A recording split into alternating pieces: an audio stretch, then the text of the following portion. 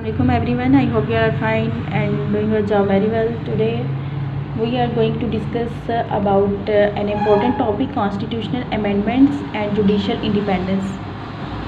So this is the article of Khawaja Ahmed Hussain. So we will explore how amendments to the constitutions are made and what role judges and legislators play in this process. So guys, let's dive in.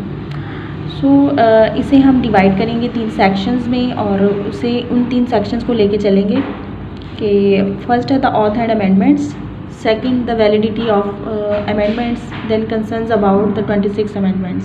सो अगर हम पहले section की बात करें जो कि है the oath and amendments है, जिसमें हलफ और उन तरमीम के बारे में बात की गई है। तो जब जजेस और कानून साज अपनी ज़िम्मेदारी संभालते हैं तो वो आइन की पासदारी उन्होंने करनी होती है। उस चीज़ को वो प्रॉमिस करते हैं कि वो इस चीज़ को फॉलो करेंगे और जो भी अमेंडमेंट्स आएंगी उनको वो रिस्पेक्ट करेंगे।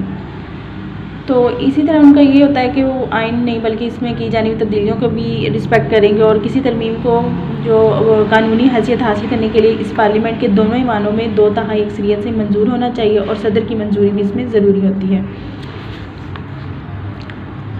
सेकंड, अगर हम सेक्शन में आ जाएं जो कि है तरमीम और इनकी क्या वैलिडिटी है, कितनी इसमें वैलिडिटी होती है, इनको हम 2 पॉइंट्स में डिवाइड कर देते हैं जो कि है प्रोसीजरल वैलिडिटी और एक है सब्सटेंटिव वैलिडिटी। अब प्रोसीजरल में क्या होता है कि ये जो तरमीम होती है इन अफराद के वोटों से मंजूर, जिन मेंबर से के वोटों से मंजूर होनी चाहिए जो कानूनी तौर पर मुंतखब हुए हों, और अगर कोई वोट ऐसे लोगों से आया हो जिनकी इंतखाबी हैसियत मुतनाज़ है तो इस तरमीम को चैलेंज किया जा सकता है। अगर थोड़ी सी भी उसमें डिस्प्यूटेड इलेक्शन में आ रहा है तो उसको क्या किया जाता है, उसको क्वेश्चन किया जाता है उन अमेंडमेंट्स को, और अगर तो उन अमेंडमेंट्स को क्वेश्चन किया जाता है और उस चीज़ को अंडर द क्वेश्चन लाया जाता है।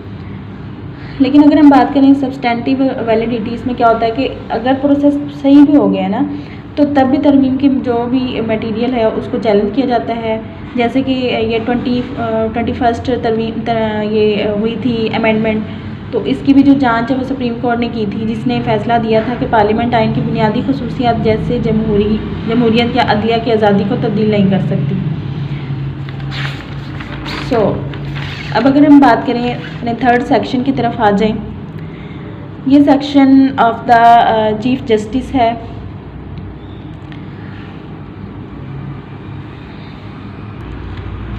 अब इसमें क्या है कि अगर हम बात करें 26 अमेंडमेंट की, तो some people believe it threatens judicial independence. So यहाँ पर हमने इसको सेक्शंस में इसको मज़ीद कैटेगराइज किया है selection of the chief justice की अगर बात करें। अब इसमें हुआ क्या है कि इसमें नए कायदे के मुताबिक ये हुआ है कि चीफ जस्टिस का इंतखाब हुकूमत की ज़ेर असर कमेटी के ज़रिए किया जाएगा और इससे जो जजेस की आज़ादी मुतासर हो सकती है। तो अगर उसमें गवर्नमेंट की ज़्यादा इन्वॉल्वमेंट होती है तो इसका फ़ला यही है कि जजेस जो है वो प्लीज़ करेंगे, यानी वो खुश करेंगे गवर्नमेंट को, बजाय इसके कि वो फेयरली अपने काम को कर सकें, बल्कि वो क्या करेंगे, वो जजेस को खुश करने के चक्कर में लगे रहेंगे। तो अगर कॉन्स्टिट्यूशनल बेंचेस की बात करें तो ये जो अमेंडमेंट है ये तजवीज़ करती है कि हुकूमत बाज़ मामलात में कौन से जजेस मुंतखब किए जाएंगे, कौन कौन से जजेस को मुंतखब करेंगे, और अगर हुकूमत इस अमल में असर और रसूख रखती है तो ये अपने फ़ायदे के लिए इसे इस्तेमाल कर सकते हैं, इसमें ये फ़ला आ सकता है। तो अगर उसको सिलेक्ट ही गवर्नमेंट कर रही होगी तो ज़ाहिर बात है गवर्नमेंट अपने मखसूस कामों के लिए मखसूस जजेस को सिलेक्ट करना शुरू कर देंगी और अपनी मर्ज़ी से अमेंडमेंट्स करवाएंगे और उनको अमेंडमेंट्स को पास करवाते जाएंगे।